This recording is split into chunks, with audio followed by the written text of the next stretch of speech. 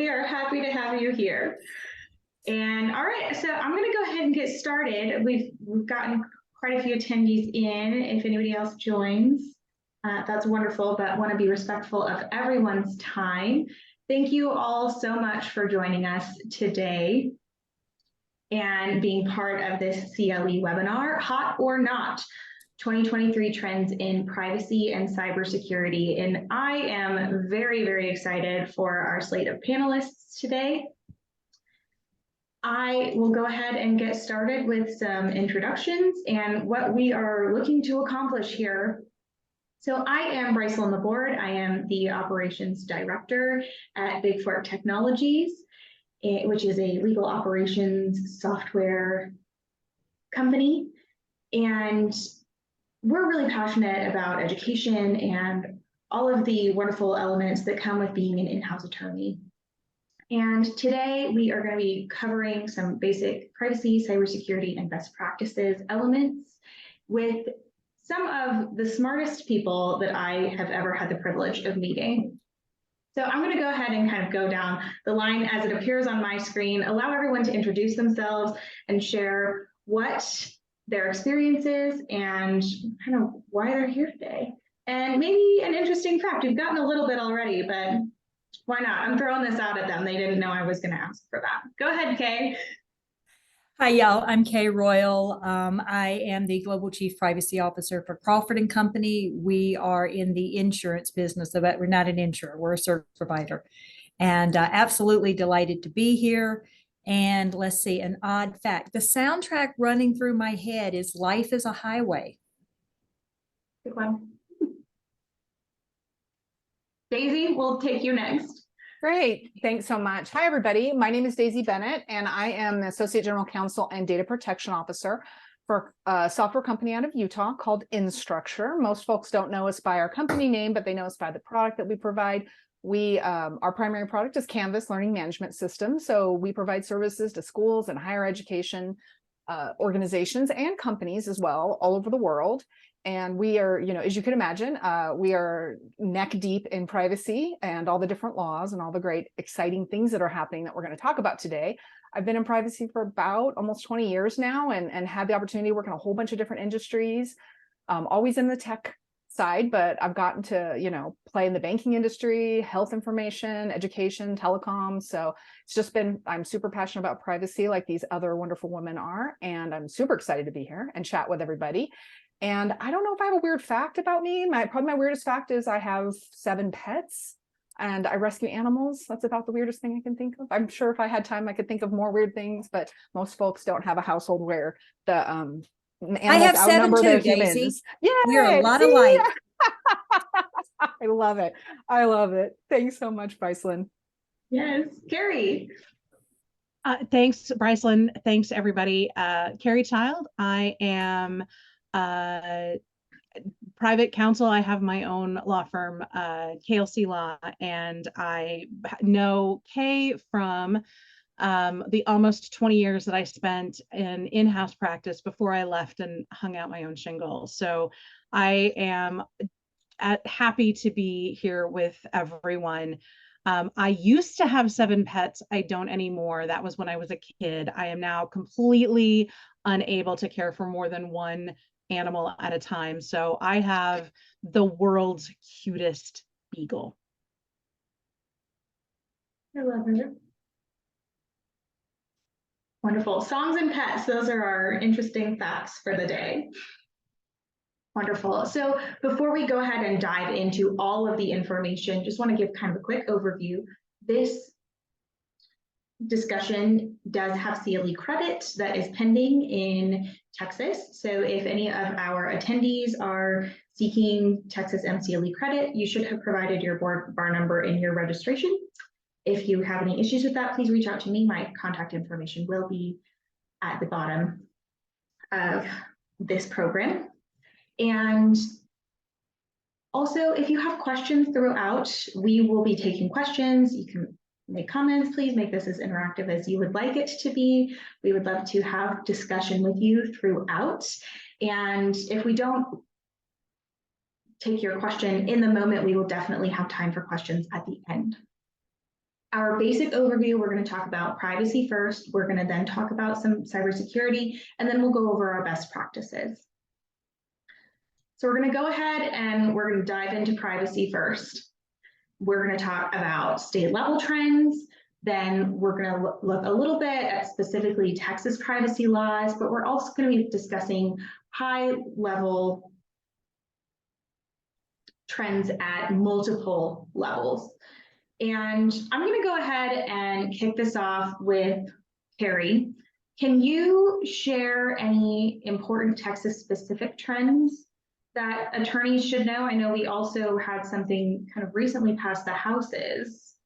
Yeah, so that's super funny. As of yesterday, we have new news. The first thing that I want to do for both Kay and Daisy's doesn't apply to me because I'm a solo, so all of my opinions are my opinions. But for everybody, please know that our panelists are here in their individual capacities, and these aren't necessarily the opinions of their employers. And you all can give better disclaimers when you get there. But I wanted to make sure that we didn't accidentally get anybody all twisted up. So Texas has just like I said, just yesterday, we have new news. I think the initial part of the conversation that we wanted to talk about was a discussion about how Texas has privacy laws, and they're a little bit different than the ones that we see throughout the rest of the US. So for example, if you've been practicing or you're in Texas healthcare, you're going to know about Texas HB 300, which was a law that was passed right after high tech in order to encourage and help implement electronic health records. But HB 300 did some things that created an interesting universe within Texas healthcare. It broadened a lot of the definitions, or changed a lot of the definitions that you might expect to see from the Federal Health Insurance Portability and Accountability Act, that HIPAA, that has all of our regular sort of understandings about health privacy, and really broadened that. And one of the big issues with that is that it actually broadened the definition of the information that might be covered under the privacy requirements to include anything related to health. So remember, I said that HB 300 was intended to be passed as part of an encouragement for people to use electronic health records. Well, if you cast your mind back to 2001 when it was passed, or no, 2011, that makes more sense.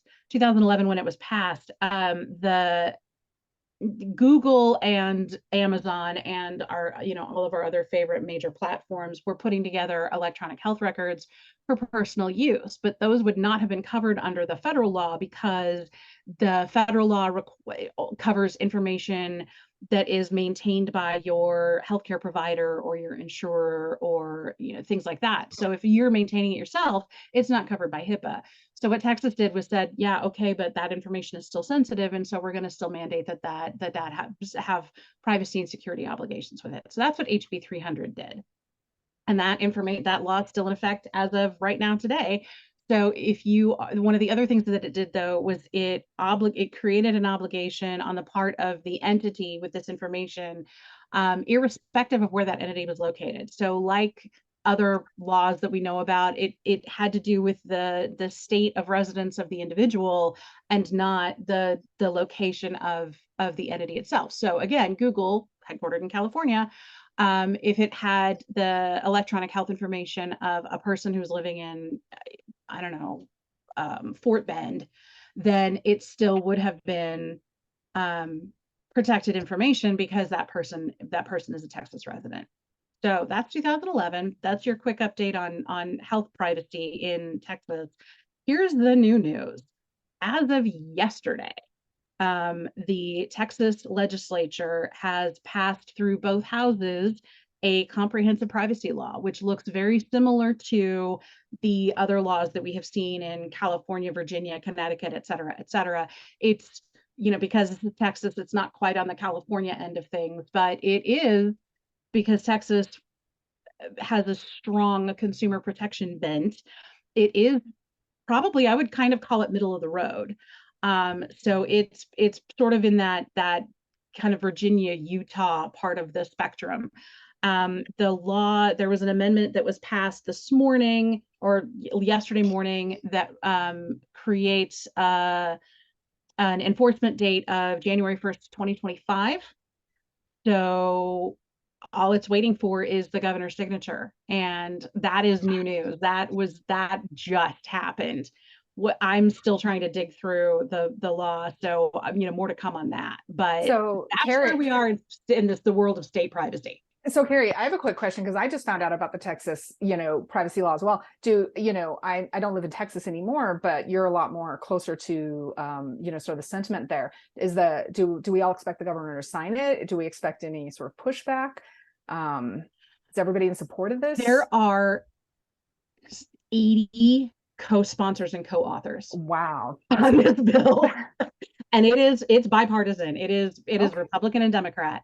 So my guess is that this is probably something that the governor will sign. I haven't seen anything that says that there's a lot of pushback, but with 80 co-sponsors out of I think it's 135 member legislature, that doesn't seem like something that Governor Abbott would do, but more to come on that. So my expectation is that it will get signed, but Texas also has a very it may take a while for us to find out information because in Texas, the governor does have a pocket veto, which is not every state has that. In many states, if the governor doesn't sign it, it automatically becomes law. In Texas, the governor can pocket something and it will fail. So we have to wait and see what's going to happen. And the end date of the state legislature isn't till the first week in June anyway. So we still have some time to figure out what's going on with that. Great. Thank you so much, Kerry. That was really wonderful and insightful and compact. Wonderful. So Kay, can we kind of move from state level into federal level? I know one of the big questions right now is what's going to happen if Congress is stalled? Same thing that's happened every other year. We're not going to get a federal privacy law. And it's really hard to expect one to actually pass. There's a lot of contention between the US and Europe right now, a lot of push to get a federal privacy law passed. But since Governor Biden signed the executive order, which may or may not satisfy Europe, Europe says it's probably not going to satisfy, but who knows?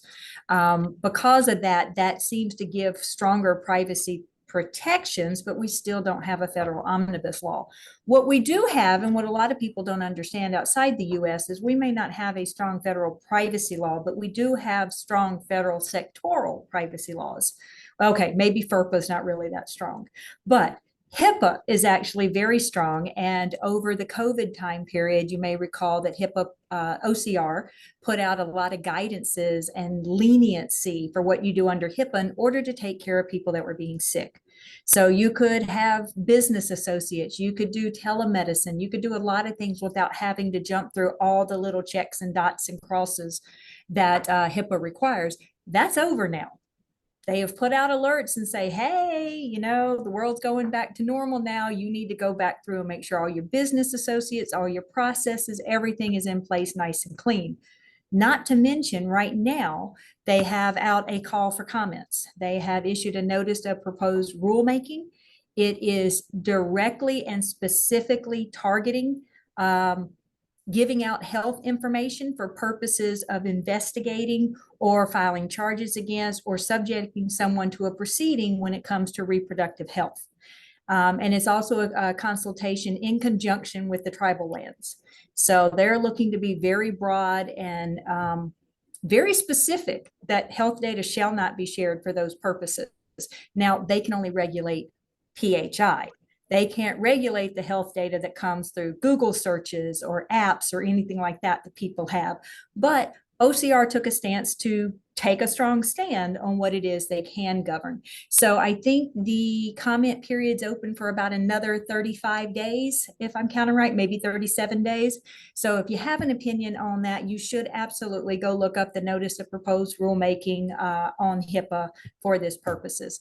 But we are seeing a lot of strides in federal law in key areas, just not that golden ray of sunshine for that omnibus privacy law, which I'll be honest, my fear is that they'll pass something that's really weak and watered down and won't actually do anything. That would be worse than not having one.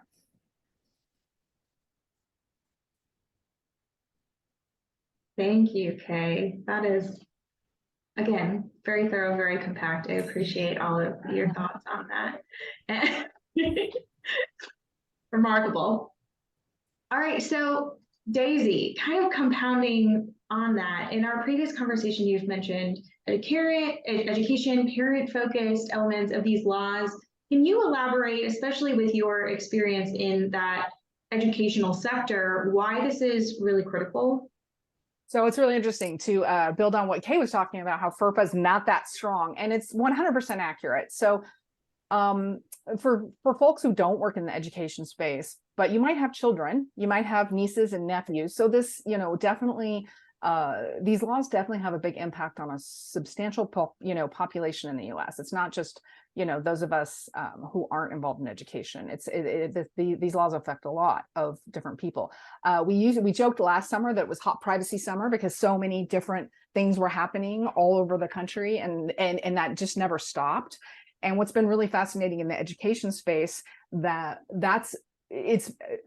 would almost say it's almost more active, right? So last year, the FTC, the Federal Trade Commission, who has enforcement powers over COPPA, the Children's Online Privacy and Protection Act, very strongly stated that they are going to radically, and that's the word that is really sort of the emphasis they provided, enforce COPPA, especially on ed tech companies and other educational technology companies, not just like LMSs, but the plethora. There are thousands of educational technology companies out there. The ecosystem is so incredibly complex. It's so obfuscated. It's so difficult for users, especially children, I'll talk about that in a second, to even understand how their data is processed, that the FTC said, we're tired of that. We don't like the fact that many of these companies surveil students, create profiles on them, sell data for advertising.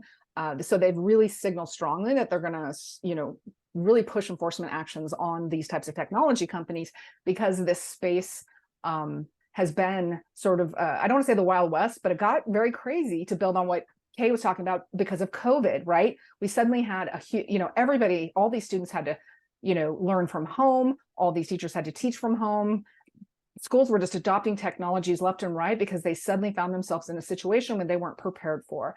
And so building on that, the FTC's activities, right? You've also have a lot of state activities. Almost I think there's 146 different student privacy laws in the US right now. My number may be a little bit off, but that's about how many there are.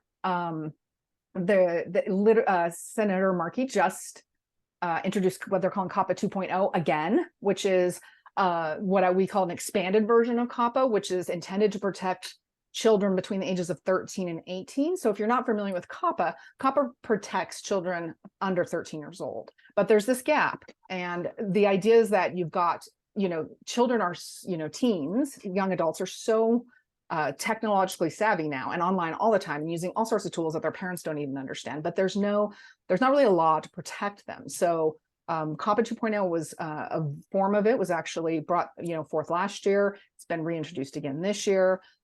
In our space, the idea is that we're really expecting it to get a lot more support this year, simply because of the FTC's interest and just the interest generally.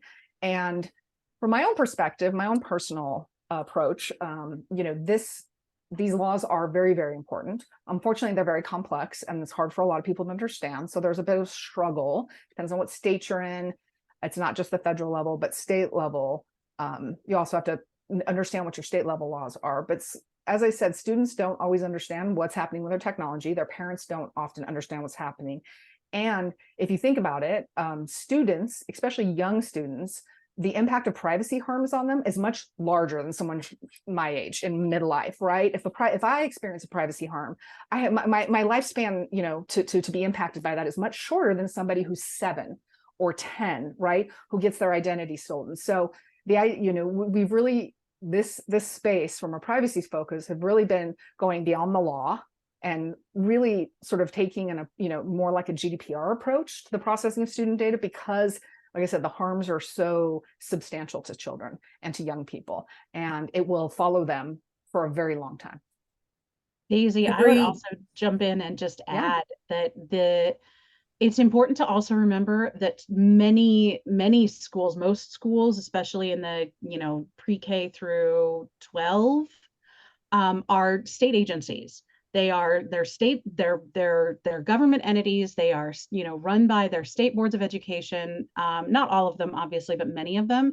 They don't have funding. They don't have the state capability to have a person who does that privacy analysis Absolutely. on the use of this technology, right? Mhm. So yeah, you can have a technology organization, and we'll pick on Google because they're in the news, right? Google come in and say, we're going to fix all of your problems, and they do. Like, let's be real. Google technology is amazing, and they are going to fix the technology problems, but no one has the skill set to be able to understand the privacy problems. And Google's not necessarily going to, be upfront with what those might be. So yes, you've got the parent and the student, but also the people who are mandating this technology, like here, have Google Chromebooks for every student in the district. The people who are making those decisions in the first place don't necessarily have the skill set, because it just doesn't exist. So there's a lot of good reasons to have a more comprehensive federal, for example, law that will create those mandates and relieve some of the pressure from all of the groups underneath.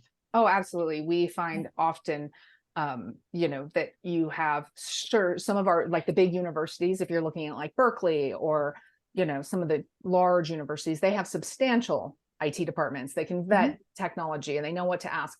But we frequently, especially in my current role, work with small K-12 schools in small districts that have one person who might be their accessibility person, their privacy person, their IT person, their security person, and maybe their technology purchasing person. And they're trying to manage these incredibly complex ecosystems at these schools, because they get a district mandate or they get a superintendent mandate that says, we need better math software, or we need some sort of this kind of, because we need to do better in our state assessments and other things. So, yeah. And I'll jump in and say that I did my PhD dissertation on privacy in US universities. And what a lot of people don't understand is, yes, FERPA may apply, but every other privacy law that all companies have to apply with essentially apply to universities too. And so the privacy officers have a lot of things they need to deal with. I mean, it's a lot.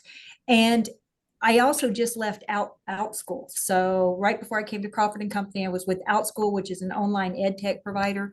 And I can emphasize that not only is it a very stated and clear priority here in the US, it is globally.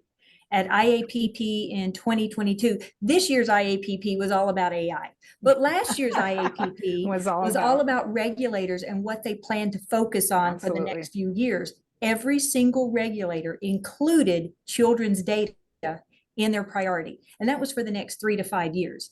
And so if you handle children's data, if you think you handle children's data, if your website looks like it is aimed towards children, you really need to pay attention to what you're doing with children's data. California has that special provision for people between 13 and 15, but they also passed the age-appropriate design code.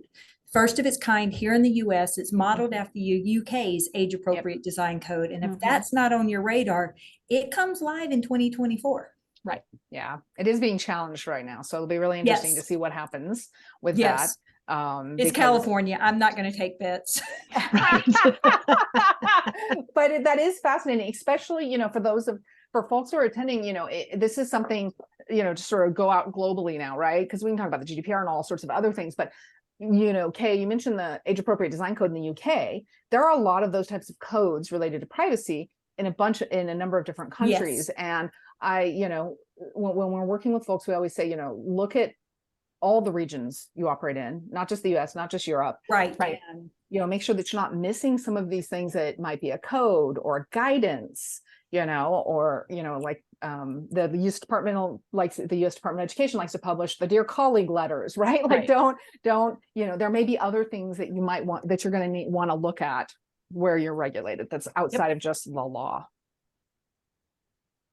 Bryceland, I think we're ready to move on now. I know. Just gonna Let's talk about security. Yay. Wonderful. So moving on to cybersecurity, we're going to talk about some hot topics, new technology that's coming in, incident responses, and just kind of what is hot in cybersecurity. We have some specific questions here, but Kerry, I want to start with you because you're very passionate about helping distinguish between privacy and cybersecurity. They're often very much lumped together. I do a lot of this discussion with my clients, that because you ask them a question, okay, tell me about your privacy practices, and they're like, oh, everything's encrypted. Okay, cool. That has nothing to do with the question that I asked you. So privacy and security, privacy and information security are deeply intertwined, and they are very closely related, but they are not the same thing. Privacy is about the ability of a person to make decisions about who knows what about them, right? Controlling your personal information. Security is about protecting your information and information systems, irrespective of what it is. So it doesn't have anything to do with the content of the information or whose it is. It's all about what is this, what is the sensitivity of this, and how do I need to make sure that I protect it within my environment. And I go through this with my clients because I want them to understand that you can have fantastic cybersecurity practices and have really crappy privacy practices, because cybersecurity means that I have a very hardened environment and I encrypt everything in transit and at rest. And I'm, really careful about making sure that my, system connections are accurate and are properly vetted. That has nothing to do with who has the access to the information, what information you're collecting, what you're doing with it. I used to hear, I don't hear this as much anymore, but I used to hear people say a lot, you can't have privacy without security, and it would absolutely blow the top of my head off, because that's not true. You can have privacy without security. If you don't ever collect the information in the first place, you don't ever have to worry about whether or not it's protected. So you have to make those initial decisions. What am I collecting and what am I doing with it before you ever get to the question about how am I going to protect it?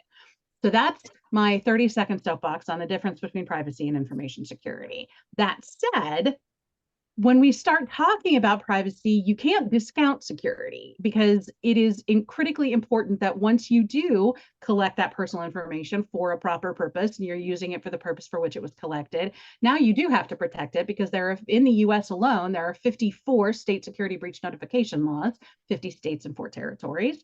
And that we've got other security breach notification laws throughout, various governmental entities, both in the US and elsewhere. So once you get it, you do have to protect it, but they are not quite the same thing. Fabulous.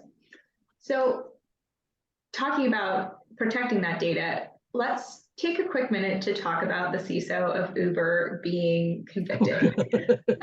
This poor person. I know that people that are in charge of data are taking that as a warning. Can we talk specifically about what made him personally liable in this situation? So 30 quick update. So Uber suffered a breach in 2016, and the Uber chief information security officer, their CISO,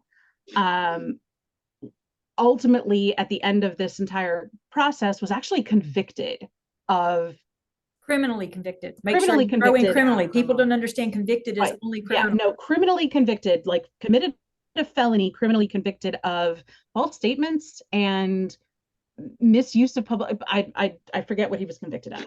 But so everybody freaked out that, oh my gosh, now you have a breach and your CISO is going to go to jail. And what they missed is that bit in the middle, where the reason that he got brought up on charges by the government and criminally convicted was because he covered it up. He bribed. So the breach was initially, he found out about it and paid the entity that the hacker, and tried to cover it up and pretend that it was a white hat bug bounty, which was not true. It was completely false. And so tried to cover it up, didn't tell anybody, also didn't go through any of the steps that are required when you do incident response, like notifying the people whose information was impacted, and then lied about it. And then when the new Uber CEO came in, Dara Khosrowshahi, and he got fired, and they found out what was going on. That's when the feds came in and said, oh, I'm sorry, what? He did what now? He lied. Interesting. Let's look more into this. So he wasn't convicted because there was a breach. He was convicted because there was a breach and he lied about it and he covered it up and he pretended that there wasn't one, which created a bunch of public company issues. It's not the case that all CISOs are going to be personally liable. It is, however, the case that you can't pretend like it didn't happen. Well, and let's be honest, it's not necessarily because he's a CISO. That's not what has everybody so up in arms. The CISOs are up in arms because it's a CISO. They're terrified. But it could be any director or officer of a company. That's what people need to take away from this is privacy, security are serious issues, serious issues. The SEC has already recognized it many, many years ago. Companies are supposed to have both privacy and security experts on the board, which, by the way, as far as I know, most of them don't have privacy experts on the board. Nope. Look at us. You can get 2 for 1, women and privacy. But regardless, it's serious. You can't cover up things. You can't lie about things, especially in a public company. You have requirements to disclose if you have any type of material weakness. So anybody that is an officer or a director of the company needs to pay attention to this and take their responsibility seriously. You can be held personally liable. And that's under a lot of laws. I mean, HIPAA has thrown people in prison for decades now, not very many, but still. There's criminal penalties. So people really need to pay attention to that. So both the Securities and Exchange Commission and the New York Stock Exchange have issued various sort of guides and help information help. The New York Stock Exchange actually issued, it's like a 350-page book. Cybersecurity guides for directors and officers. Did you read that, Kerry? I have not. Oh, page to page. I've got it memorized. I glanced through the table of contents. Right. I mean, but having a book is important and helpful. I do not currently sit on any boards, and so I haven't had to review it. But it's good to know that those resources exist and that they're out there and you can use them in order to, get a better understanding. Now, Kay, your point is absolutely fantastic. Right now, we've got boards understanding that cybersecurity is an issue, and many boards have cybersecurity, people with cybersecurity backgrounds or expertise on them. And in fact, I think the SEC is requiring it now, but nobody's got, there's no privacy mandate currently. There's nobody requiring that boards have privacy experience, privacy expertise. And so currently privacy is still playing a little bit of catch up.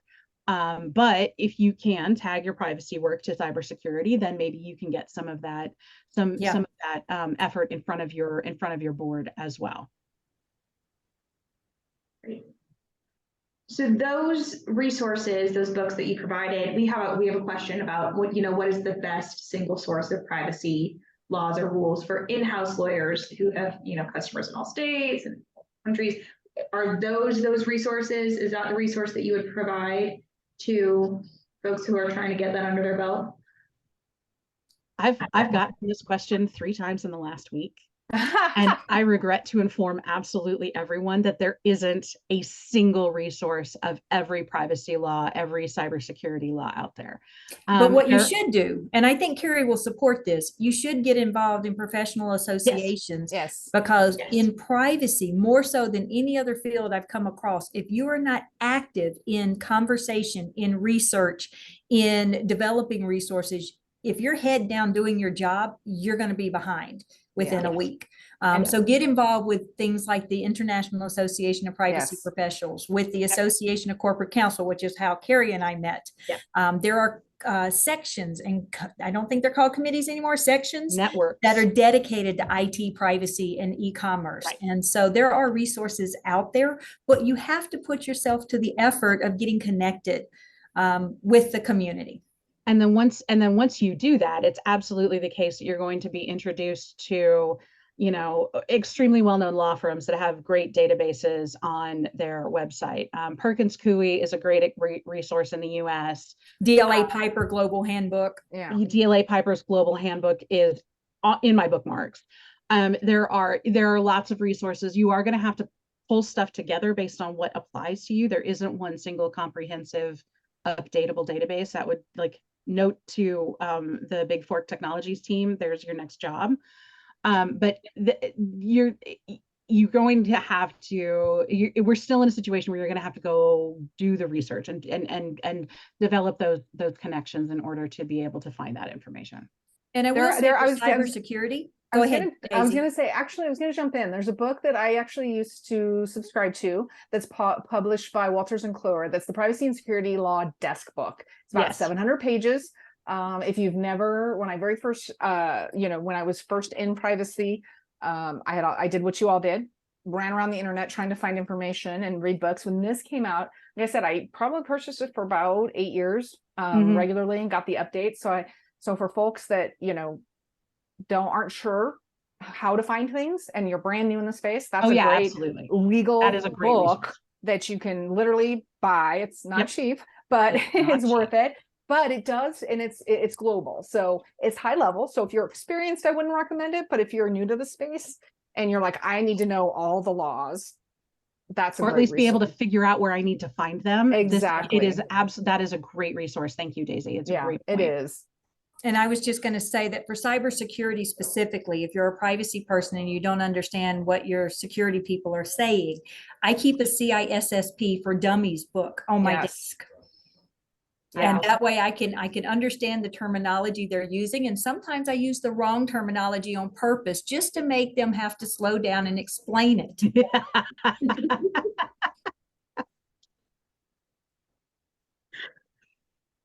a good trick.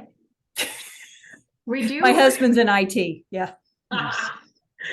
We do have another question that is relevant to this portion of the conversation, which is, what is the best way for in-house counsel to shield themselves from the personal criminal liability for data breaches? So insurance. Yeah, well, yeah, but please, Kay and Kerry, correct me if I'm wrong, but you would only have personal liability if A, you committed a crime, and B, you're an officer of the company, or you're an officer of the company, right? So most in-house counsel don't operate as officer unless they're the chief legal officer or maybe the general counsel.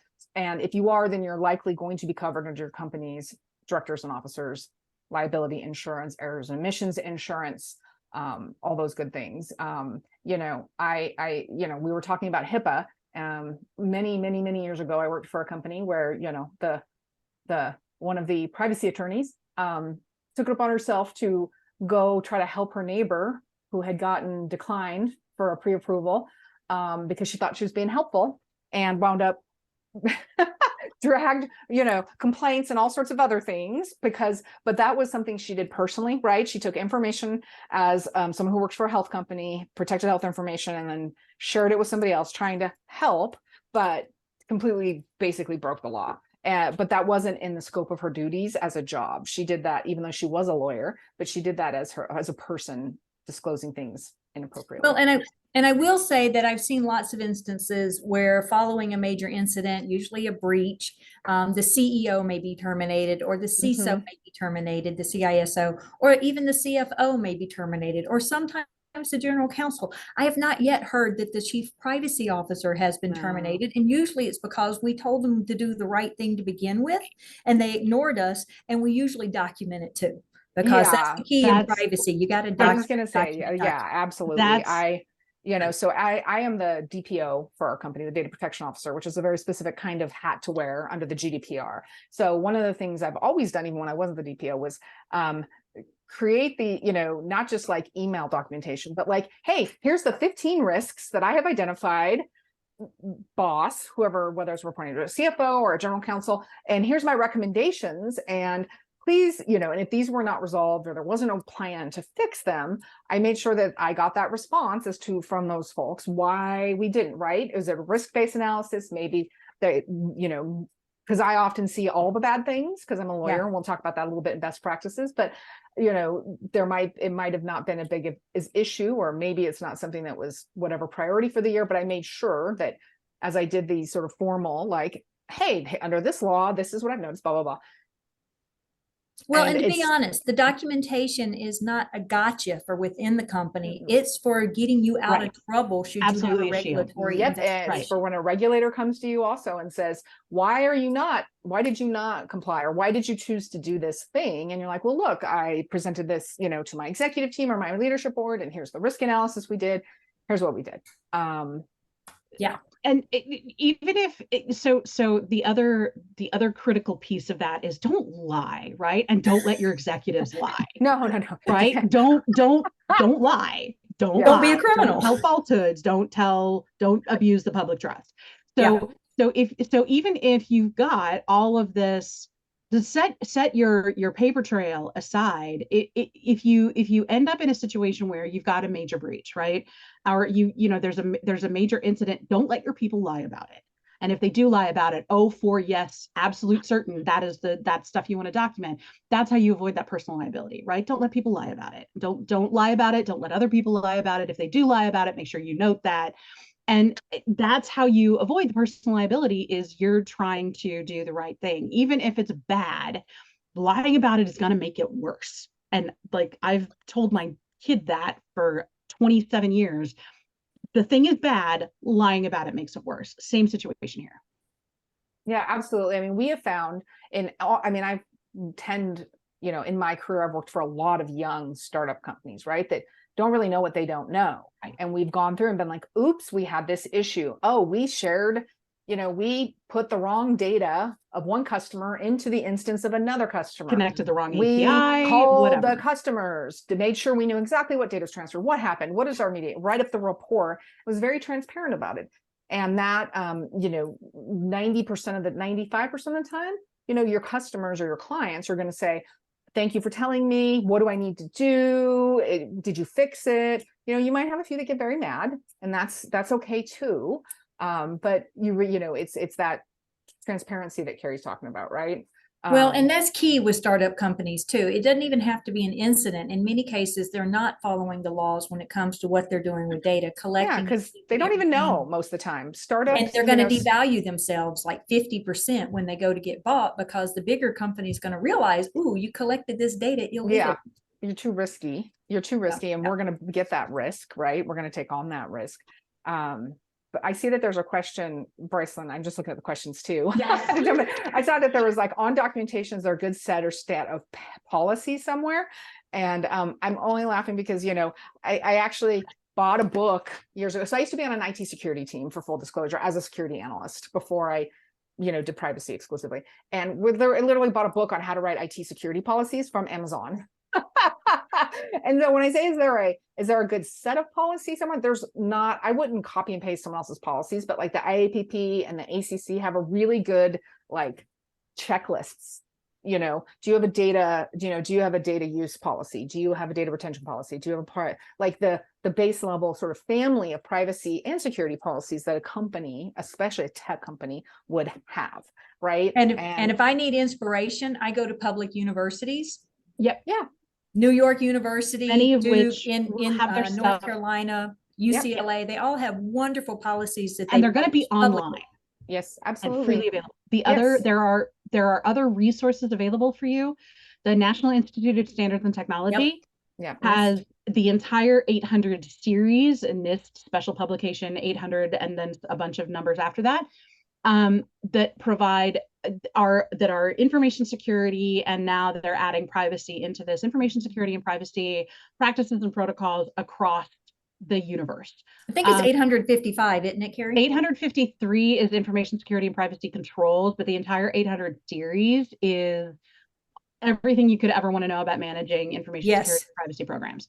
And it's literally completely freely available. You can go to the NIST website. They're part of the Department of Commerce, and go download all of it. Yep. There are also, if you are a compliance officer for an organization and you're a member of the, I'm not going to get the acronym right, but the National Compliance Organization, CCEP, no, that's the license number. I'll come up with it in a minute. They're going to have all kinds of stuff. You can go to SCCE. Are you thinking of the Society of Corporate Compliance and Ethics? Society of Corporate Compliance and Ethics. Thank you. They're going to have tons and tons of stuff. If you're not, the list of policies you need to have is easier to find. And then you go from there. You can, because that's a pretty compact package, and you can identify it and go from there. Yeah, absolutely. Yep. We have another great question here we have a question on technology, which we'll get to in our best practices. But here, if you could decide how to simplify the privacy paradigm, would you propose a national law, identical state laws, a global law? Something Global standards. Yeah, I was gonna say, and it also depends on your industry, right? So, and what region you operate in. So I'm gonna throw out my company because we literally have just done this over the past 3 years.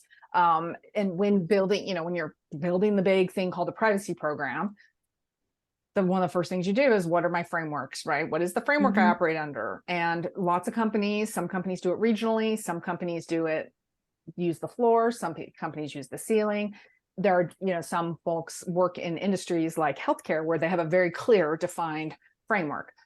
For companies like my company and other companies I work for similarly that operate under many different laws, what we have found is you take, the highest to make sure you scope, you catch that net. And yes, it's more work and it's harder, but that's how you become a privacy first company. And I know we're getting into best practices, but that's how you become what we call a privacy first organization, where privacy is primarily, the most important, is one of your key tenets or one of the things your company cares about and builds into all of its operational practices, not just its legal and compliance team and its contracts, but it's actually built into your organization. So like for my company, we use the GDPR because we operate globally, and that makes sure we capture everything, every possible permutation in almost every case. So that's something that you discuss with your leadership to figure out because there are thousands of privacy laws, and to try to figure out every single one. What do I have to do for this one in, what do I do for the Singapore Data Privacy Act? Is that the same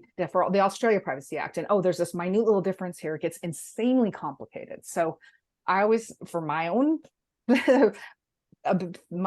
sanity, I pick what's the highest one, and does it cover everything my company needs to work under? I don't know, Kerry, Kay, have you all had, what's your experience? When I'm advising clients, we do something very similar to that. I call it privacy agility.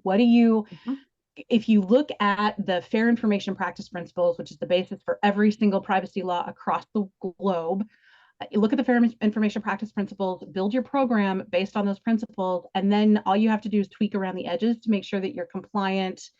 If you've got a specific requirement under GDPR, for example, to do a record of processing activities, which is a really specific requirement that doesn't really exist anywhere else. Now you can do that one thing, and you don't have to completely reinvent your entire program across the board all the time, always, because the rules are going to be constantly changing, as we are seeing. So having that, making a decision about your framework globally, and I think if we were going to wave a magic wand and change the world right now, I think we would all agree that we want a global framework that everybody had to adhere to, and it'd be great, right? Yes. So instead, what you're going to have to do until we can make that magic thing happen is you're going to have to create your own global framework. And to do that, absolutely, you want to look at what do I need to be doing? What's the high water mark for each of these things, and then put that in place so that all you have to do is make those tweaks around the edges so that you're compliant everywhere, instead of trying to chase after every single new law. Absolutely. Thank you. Well, I want to make sure that we have enough time for best practices so we can get to the rest of the questions after we get through the rest of our presentation. But moving into our best practices, if you could just give some high level, as experts in this field, what are some best practices that you can impart to our listeners today?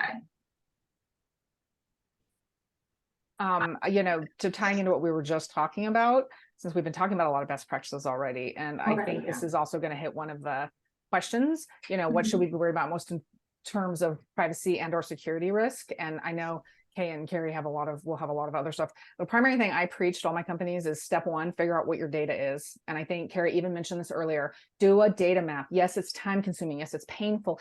Yes, it's hard, but that you cannot know what you don't know until you know what data is coming in and out of your org. And you'll have I cannot tell you how many times I've heard, well, we don't have any PII. Well, let me see an extract. That's a lie. Can I see your data? I want to see I want to see all your data tables, the headers and the column headers of all your data tables. And sure enough, there'll be an IP address or an user ID, or, they will think they've obfuscated a name or an email, and they haven't.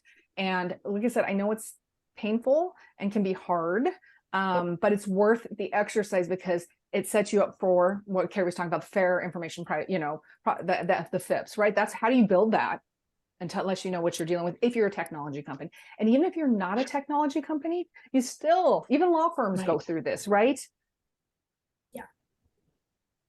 A decade ago, my recommendation would have been to go sit down and if you're new in your organization and you're trying to figure out how to build your privacy program, to sit down and figure out how your organization is architected and now that is absolutely not the recommendation. The recommendation is you spend your first 90 days doing a data map.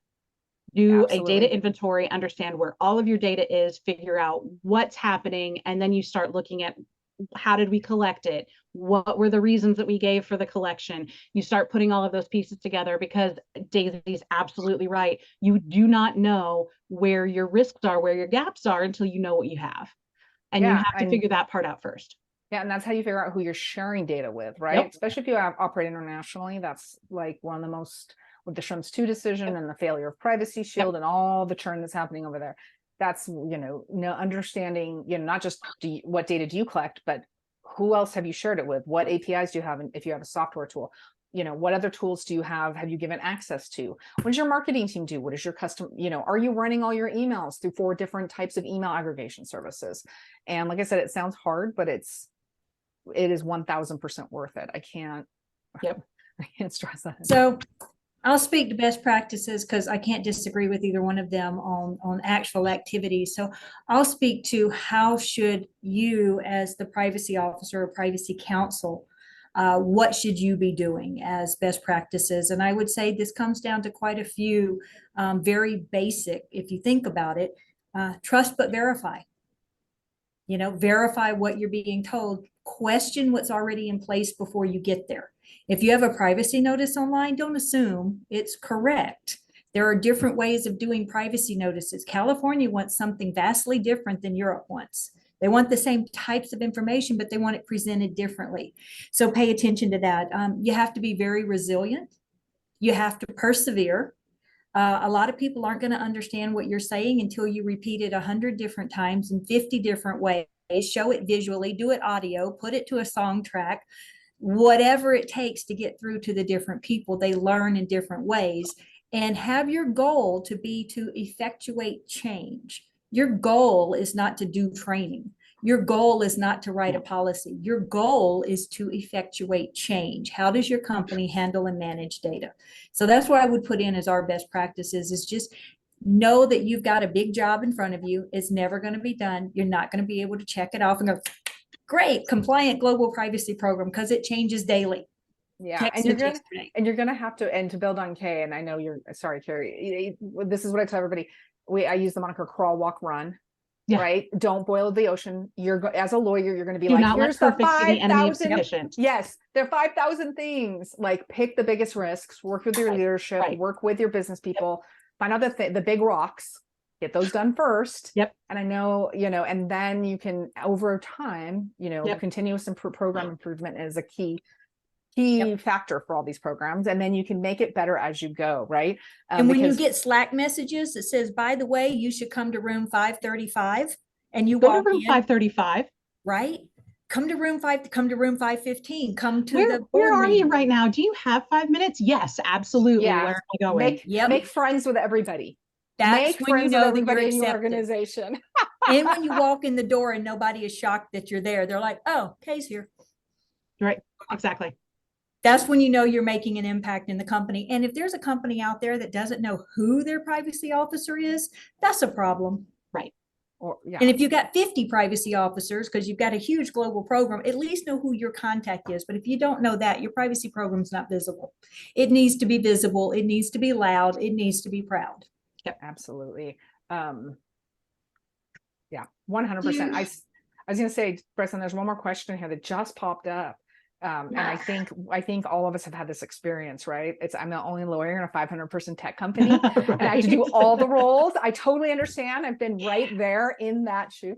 Are there other third-party providers you can use that might be less expensive?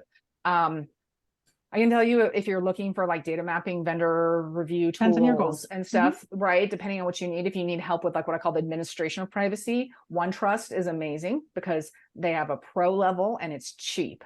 Like if you need a cookie tool, right, to get consent on your website, it's $50 a month per URL. Like their tool for small companies, their tools for small companies, if you need that, is a great. I don't tout vendors, technology. but I have to say I'm a TrustArc raving fan. So yeah, TrustArc for small companies though can be very expensive because they're a managed service. But I'm talking for like a small company. If you've got only $1,000 to spend, go take a look at companies like OneTrust and some of the other there are vendors out there, self-service tools. But also think about what it is you're trying to get done, right? Yeah. Like if you're trying to build a thing, there are vendors that can help you do that. If you are trying to manage the thing, there are vendors that can help you do that. If you're trying to get advice and counsel or somebody to bounce stuff off of, yes, there are vendors that can help you do that too. Decide what it is you're trying to go after, and then yes, there are vendors that are going to be able to help you. Now, and in some cases, quite frankly, outside counsel is going to be your best friend, but not always. You don't always necessarily want to. But build your network. Absolutely. And your informal resources are valuable too. Yeah, and I'm going to say the IAPP publishes a privacy technology report every year.